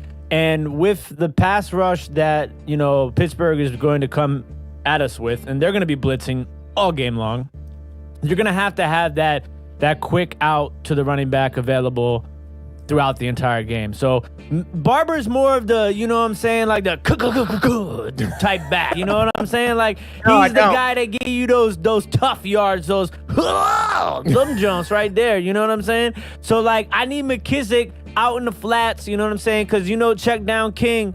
He check down Charlie, whatever you want to call him, Alex Smith. He's going to be dumping it to McKissick all game. But as far as the running game goes, so Pittsburgh's defense is really good against the run, right? But their defense is specifically good against the run in the interior. They are very attackable on the edges. So if you can rush the ball outside, which a lot of these runs that if you watch the film, a lot of the Washington runs have been going, to the outside. So that's where the key is Logan Thomas is going to have a big game ahead of him, and it's not going to be catching the ball. It's going to be blocking those outside linebackers. So I'm looking for Logan Thomas to be able to, seal off those outside linebackers and Antonio Gibson attacking the edge in this game. That's where we can win the battle. We're not going to be able to win the battle on the inside runs. We're going to be able to win those battles on the edge. And it's going to also come down to, blocking TJ Watt. Maybe not even blocking him. Just don't even go in that area. You know what I'm saying? Because run away from him. The dude is insane. I'm going to read you these quick stats real fast. 11 sacks. First in the NFL, TJ Watt. 19 tackles for loss. First in the NFL, TJ Watt. 33 quarterback hits. First in the NFL. I like how you TJ Watt. And a 31.3% pass rush win rate. First in the NFL, TJ Watt. So you got to watch out for the Watt. Look, just stay away. I don't know if y'all had this where y'all from, right? But when we was kids, I don't know if you remember this, Awthentik. So they used to have this puppet play that came to the elementary school. I remember the song they sang. It was like stay away from the high voltage. Yeah. High voltage. Yes. So it's like the watts. I'm thinking about the song. Stay away. It was like if it means danger, high voltage. Yes. Yeah, I remember. Yeah, and it was like these little rabbit puppets, and they're like, you don't touch the fence because you might be like, bro, I've gone down deep rabbit holes actually trying to find that on the internet, and there's no trace of the rabbits and the high voltage thing. That thing is completely gone. So you gotta stay away strictly for Glen Haven Elementary. Yeah, Right, so you Montgomery gotta. County I don't Public know. Schools. They might be a world traveling act. I'm not sure, but stay away from the Watt is the purpose and the point of the story, and that's really what it is because look, Washington is going to be facing its biggest test to this at this point in the year. Yeah. So it's just like there's going to be a lot. And then the other thing is Terry McLaurin. I want to see Terry McLaurin more so attacking the middle of the field, right? Because why do you want to see Terry McLaurin attack? Listen. I got the game My plan, man. bro. He said, I got the game plan. Because what I want to do, but first of all, is that I want him to be able to have to force linebackers into covering him because they can't. Okay, and what that's going to do is it's going to bring the defense a little bit closer. And once that defense starts to edge closer and closer, what you're going to see is you're going to see an opportunity for either Steven Sims or Cam Sims to hit one of those routes down the side of the field. And that's where we're going to have to attack because you're going to have to make some big plays down the field. Alex Smith has only thrown 3 touchdowns all year. Let's be real. Struggle mode. You know what I'm saying? Honestly think that somebody would put their linebacker on Terry McLaurin It's not that they're going to put the linebacker on them. What I'm saying is you have to force the hand. You know what I'm saying? I want you to run McLaurin into that coverage. To where I see what you're saying.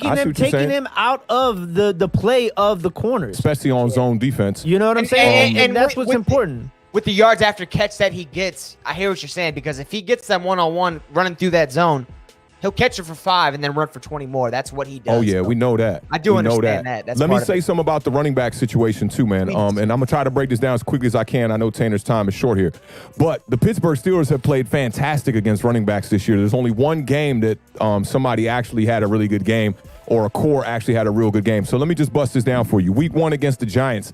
These are stats from running backs only. 16 attempts for 7 yards. That's 0.44 yards a carry. You ever heard anything like that? And then they go against the Broncos, 22 carries for 90 yards. Then it was the Texans, 14 for 24 yards. Eagles, 12 carries for 83 yards. The Browns, 21 carries, 70 yards. The Titans, 21 carries, 77 yards. The Cowboys, 27 carries for 108 yards. The Bengals, 20 carries for 100. The Jaguars, 17 for 73.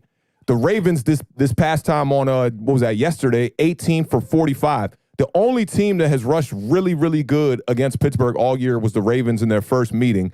It was 31 carries for 200 yards, and it was a heavy dosage of J.K. Dobbins, who had 15 carries for 113 yards, and Gus Edwards had 16 for 87. Lamar Jackson had 16 for 65. So I just want to send a special shout out to Engravens in the building one time, because his Ravens definitely know how to run the rock with the quarterback and all 2-3 running backs they got over there.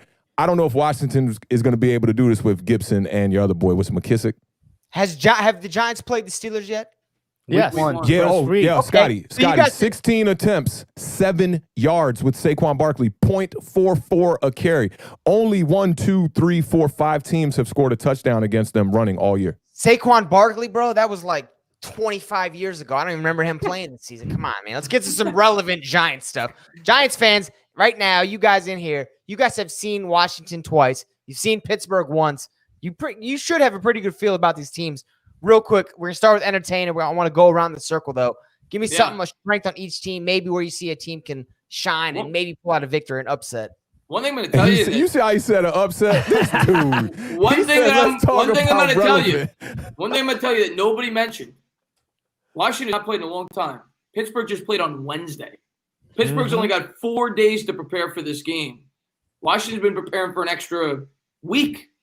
Is that good or bad? I think that's a big factor. I think that's a pro for Washington. And I hate saying that as a Giants fan. I'm not picking Washington, but I think Washington has a chance to win this game. Pittsburgh, if you look at them, look at the teams they've beaten. I'm going to go over their schedule for you. They're a great defense. Don't get me wrong. Great defense. Okay? But look who they've beat. They beat the Giants, who are a brand new team, new schemes, everything else, no preseason. That's a weak team week 1. They beat the Broncos. The Broncos are horrible. They beat Houston. At the time, Houston lost like their first 6 games. Horrible. They beat the Eagles. The Eagles might be the worst team in football right now. They beat the Browns. That's a solid win. They beat the Titans. Solid win. Ravens. Solid win. Cowboys. Bengals. Jaguars. And now they beat the Ravens with Robert Griffin at quarterback by 5 points. I'm going to tell you right now, this game's not going to be a blowout. Washington with Alex Smith, he's a smart quarterback. It's a very good defense. He's going to be limited, but he's not going to turn the football over that much against this team. Dupree's out of the game. I think it's going to be a grinded-out game. I think Washington's going to have a chance in the fourth quarter to win it, but I am going to pick Pittsburgh by about 4 points. Let's get a score while you at it, Entertainah. I'm going to go 21-17 Steelers. The Hub, man. Give me some breakdown here. I'm glad that Tanner brought that up, because I thought I was the only person on the panel who thought Pittsburgh was the weakest undefeated team I've ever seen in my life. Hey, hold on now. Let's not forget Awthentik. I don't know if y'all been following me on Twitter, but I might have been the first one. Like week 6, I was saying the Steelers are big, overrated, and shout out to my homie Roman in the chat, because that's who I was arguing with. And then he told me, yo, you know I'm only like 15 years old, and I felt like a bonehead. I'm not even gonna lie. I was pulling out all these stats, going to NFL.com and all this, but I definitely agree with Tanner, man. Even the 3 games that you could consider solid wins, the Browns, the Titans, and the Ravens, they're not proven to be great teams yet, you know? And not to mention, against the Ravens this past, what was it, Wednesday? Listen, that was not a good game. Some people would argue that they got a little bit of outside help. I would argue they got a little bit of outside help during that Cowboys game. Did you watch the whole game? I didn't catch the whole game. No. Okay. The last play before the half, I don't know if you guys watched it. The Steelers were literally on top of the running back. They wouldn't let him get up. The referees wouldn't call a delay of game from the 1-yard line. If they called a delay of game, the Ravens might win the game. The final score was 19-14. They didn't score any points there. Ravens probably should have won the game with Robert Griffin against the Pittsburgh Steelers. And then another backup, because Griffin went out. They were on their third string quarterback. Yeah. McSorley. I'm gonna tell you this. I'm Penn gonna tell you this. State, right? Sound like a ice cream beverage from McDonald's. Mixed sorely. I hope none of y'all eating McRibs. Oh, those are the worst. I used to like them, but now they did something. They did something. Let me get 2 McDoubles and a McSorley and a 4-piece bucket. Sounds delicious. Nah, bro, you gotta get the McPick 6. Listen, speaking of which, though, not only because I think Pittsburgh's a weaker team than their record says, but Washington's defense. Listen, I clown on them all the time because I say their defensive line is the reason their defense is as high ranked as it is. But it still remains a fact that their defense is pretty damn high ranked. Passing wise, rushing wise, overall, Washington has a respectable. They have a respectable defense, right? That's why you called, because you wanted to say something better than respectable. Go ahead and say it. It's hard for me to say respectable and Washington in the same sentence. But Washington has a chance. I'm still going to roll with the Steelers. Just don't be surprised if Washington comes up. I'll be honest with you.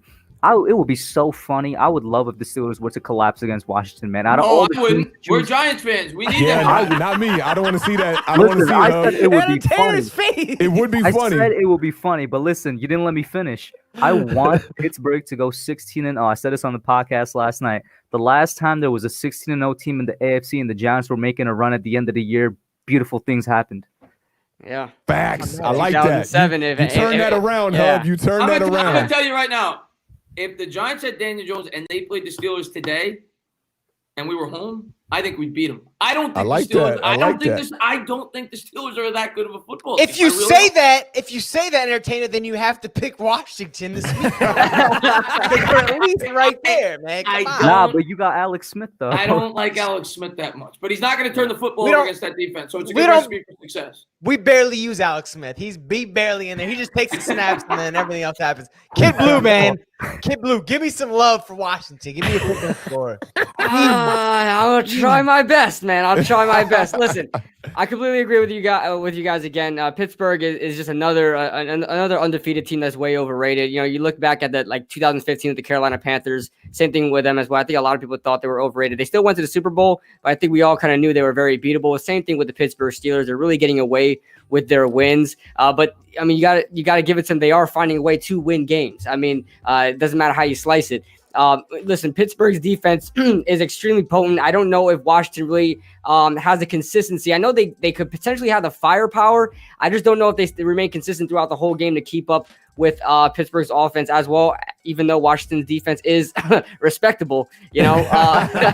But respectable. But Pittsburgh's defense is through the roof this year. I mean, I believe they now rank #1 in passing defense. You know how well they are in the run defense. You know, Minka Fitzpatrick is playing well. They did lose Bud Dupree, which does help you guys tremendously, probably more than a lot of Washington fans know. So I do think you guys have a shot. They are coming off of a short rest, but you can kind of look at it as if they're playing a Thursday night game from a Sunday game. That's pretty much the same difference there. So did they have some guys on COVID too or no? Hopefully, Pittsburgh, I think was clear. Hopefully, I think they were clear. James Conner. James Conner. Is he expected to play? I think he's gonna be back. Yeah. Okay, so we'll see what happens there, but I mean, I give you guys a fair shot, probably just as a fair shot as any other team they played, but they wound up victorious. So I don't know, I can't have you guys winning, but I will give you guys a fair shot. That's the best I can give you. That's the best I can offer. Right? I give you a fair shot. We put you to a number here, my friend. So I hate to say it, but I'm gonna need some numbers from you. Give me a all score. All right. Let's see what we can manage here. Don't be timid, Kid no Blue. calculator. I'm not holding back. I don't sugarcoat. Run it up, bro. I don't sugarcoat, man. You know, I'm biased right here. So I'm gonna say Pittsburgh, that respectable defense that Washington has. I'm gonna say Pittsburgh gets 27 to Washington's. I'm gonna laugh here. 13, okay? 13. 27 to 13 is the best I can offer. Take it or leave it. Yeah. Hey, did we get a Authentic, score did from you Hub? invite these dudes on here, man? Come on, man. Yeah, we heard there was some pickup football over here in the backyard. We just came here to run it. You know what I mean? Hey, I'm not mad at you. Authentic, man. Give me a pick. I know you got Washington. Just give me a score. How bad? Oh, you think yeah. they're gonna win. All right, Cleo. Did you get a score from Hub? I don't know if you got a score from Hub. No, he told me 27-13. Oh, Hub, no, 27-13. Hub didn't give me a score. Well, Hub, what's your Hub score? didn't give him a score. Okay. I got you, bro. I got Pittsburgh winning. Let me get 27-17. I'll be a little bit more respectable with it, man. An extra I 4 like that. He's points. sucking up. He's sucking up. Now man, listen, Hub. yo. All right, so I'm gonna keep it 100 here. I was trying to break it down for you. Only 3 teams have rushed over 100 yards over this Pittsburgh Steelers defense, and for y'all to win games, it's gonna have to go through Antonio Gibson. Look for him to have a bad day. And this is a prove it kind of game for Pittsburgh. When they got off and they went to the press conference after this game yesterday, Mike Tomlin said that was a JV performance. So it's going to be a tough week of practice. I think Pittsburgh's going to run it up pretty heavy here. I'm going to say 34-16. Washington will get, 3 field goals out of it, and that's it. 34-16. Hey, you know, the great thing about these predictions is if I'm right, man, I'm just going to clip these little bits up and put them on Instagram, and I'm going to look like, I know what I'm doing here. Nostradamus here. Maybe we learn how to clip them up too, and if you're wrong, then maybe we clip them up too, bro. Facts. You better be on YouTube. You better be on YouTube with them tutorials, Scotty. I'll have you know, Scotty, I have the nickname Hubstradamus for predicting the future with drafts. I ain't been so good with picks, but maybe with Washington, I'll get it right here, man. Trevor Lawrence going number 1 overall, right? I was talking about last year's draft, but this year for sure, Trevor's going number 1. I'm gonna talk to you. I want to know about which quarterbacks are going second. I want to hear if it's Trey Lance or Justin Fields. I'm interested in that. The Beard, come on, we need some. Look. Hey, this is your team, Beard. You can't. I normally Keep it don't. tight. I normally don't do this, right? Because I'm a realist. You going But Pittsburgh? the way Jupiter and gonna sugarcoat. Mars He's gonna are sugarcoat. lining up, Mercury retrograde. the way Right. my Mercury is looking right now, No, you don't have to do that. Just say you think they're gonna win. You don't got to do all that. it's not my fault that Saturn is in line today, but All the planets lined up? I dated this girl on Tinder. the we planets didn't are work out. aligning. Like I don't know what they call that, but I'm sure it's called something astrophysically. Hey, Bill Nye. Tanner got to get up out of here. We're going to need a pick, Bill Nye. The Washington football team is going to shock the world. And it's going to be 21-17. Pittsburgh losing. Now, you know what my Alright. favorite part of that whole pick was? At the beginning, he says, normally I'm realistic, so he knows this ain't realistic. Yeah. Always starts it. He Facts. always So starts it normally that I way. don't do this, so normally he doesn't pick Washington. You're a Giants fan, Tim. Come on. We converting you slowly but surely, bro. Oh yeah. Hey, All but before we close all this out, I just wanted to thank the 3 of you guys, personally, before we do the whole closeout thing. Like, you guys are awesome. Like, coming from a Washington fan, you guys put out great content, and I enjoy it because for me, it's about football. It's not just about like somebody sucks and somebody doesn't suck. You know what I'm saying? So like, Right. I appreciate everything that you guys do, and I appreciate everything that you guys have done for us personally in our channel. And I wanted to, shout out to everybody in the chat. Like, we Big hit time. some crazy numbers today. Thank you to all the people that have been moderating and been dropping the links for these gentlemen's channel. Big love. So make sure everybody, if you're not subscribed to these guys, make sure that you go subscribe to them. Shout out to my man Hub. He got a new merch rocking with the Wayne train. You know what I'm saying? So shout out to these gentlemen. Don't forget, we won't sign off, and Tana's gonna be signing on. So we're gonna continue to party all let's night go long. raid that So chat. Let's go make raid sure that everybody chat, goes man. over there. But I'm gonna let the guys who cut it off for professional purposes. Authentic, man. Give him something good. All right, man. Before we sign out, we'll let each one of y'all, plug your channel and etc. But just want to thank y'all for pulling up to the show, man. Super last minute. I know that Kid Blue was just rushing back to get over here. Just finished the meeting, man. This is our first time having Kid Blue on the channel, man. Appreciate that big time. I want to say this is the Hub's first time on the channel too, I believe. So yeah, man, we definitely appreciate both of y'all pulling up. Make sure y'all check out the Young Guns podcast. They're gonna plug that for y'all. And man, chat, love y'all, man. Appreciate it, man. The big family was here, man. Big Blue Nation in the building one time, man. Let's go out here and get this dub over the weekend. Yeah, Kid Blue, man. The Hub, go ahead and plug your channels, man. Tell us when we can check you guys out on YouTube. For sure. Yeah, you go ahead. Nah, You my go. bad. Hey, yo, listen, this happens all the time. Listen, bro, me and Kid Blue, we on the same wavelength. Listen, we run the Young Guns together. That's the podcast that we have together every Wednesdays, 9:30 Eastern Standard Time in the night. You know what I'm saying? Alternating channels. But that's just the podcast we do. We're regular Giants YouTubers. You know what I'm saying? I'm going to let Kid Blue speak his part. You know, I make Giants update videos, mock drafts. Well, that's going to come up in the offseason, stuff like that. Just a Giants YouTuber. Like y'all said, I got the new Wayne Train merch. I also got the Christmas special Sack the Halls merch, bro. I had to break this out to you all. Hey. Go check that out. Sack the Halls with Dexter Lawrence, bro. Love it. That joint is sweet. All right. Well, yeah. If you guys don't know me, I'm Kid Blue and co-host on the Young Guns podcast. Like I said, the Hub said, we catch it on every Wednesday night, 9:30 Eastern Standard Time on alternate channels. And, you know, the same thing. I'm also a Giants YouTuber. I do some occasionally, you know, general NFL stuff. You know, I'll do like a podcast on general NFL talk just to get my thoughts out there. But pretty much just strictly NFL content if you guys are interested in that. So that being said, yeah, thank you guys for having me on. Absolutely, all day, man. brother. I've been subscribed to you for a minute, Kid Blue. Yeah, it's I know, definitely man. a blessing having you on the channel, bro. Tana, man, I know you're Tana the GOAT one time. I know your guest starring here, but you're about to punch the clock on your real job here. About to be on my channel in 8 minutes. No, but no. In all seriousness, man, thank you guys so much for having me on, man. Yeah, if you haven't checked my channel out, I'm a Giants YouTuber. Just like they said, I go live all the time, do play-by-plays. Yeah, man, and I'm glad to see your channel's growing because you guys deserve it. I tell it to Awthentik all the time. I think you guys got a great podcast going. Keep up the great work. Yeah, and our Giants, hopefully they win on Sunday. That's all I can say, man. And hopefully, and hopefully your Washington football team loses. Facts. It's gonna be a wild ride to finish, gentlemen. Yeah, it is. Can't wait. what it man. is. Or a blowout. We'll see. 11 weeks in, we got 5 weeks to go. NFC East is all locked up as far as Giants and Redskins or Washington's concerned. Should be a great finish. Got it. Thanks again, Kid Blue, Entertainah, the Hub. Appreciate you guys coming on. You guys are legends in the YouTube game. If you don't subscribe, go check them out. And if you're gonna stay on YouTube, go over to Entertainah's channel. He's got a show coming on in about 5 minutes. Have a great evening. Thanks again for tuning in. Best division in football.